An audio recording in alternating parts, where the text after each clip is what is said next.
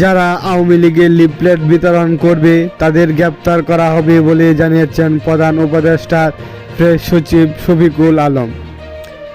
আজ সোমবার সন্ধ্যায় রাজধানীর ফরেন সার্ভিস একাডেমিতে আয়োজিত এক ব্রিফিংয়ে তিনি এই কথা বলেন।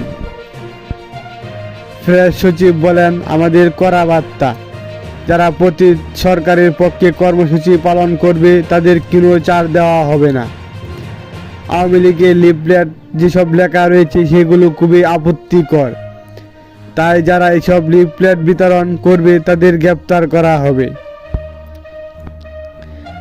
5 আগস্টের পর সংখ্যালঘু নির্যাতন নিয়ে হিন্দু, বৌদ্ধ, খ্রিস্টান একই পরিষদ মিথ্যা তথ্য ও প্রোপাগান্ডা চালাচ্ছে বলে জানান প্রেস সচিব শফিকুল আলম।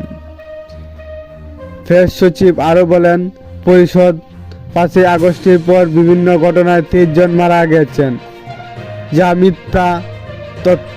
এছাড়া 174টি ঘটনার তথ্য জানানো হয়েছে, সেটিও সঠিক নয়। পুলিশ তদন্ত করে ওই সব ঘটনার তথ্য খুঁজে পায়নি।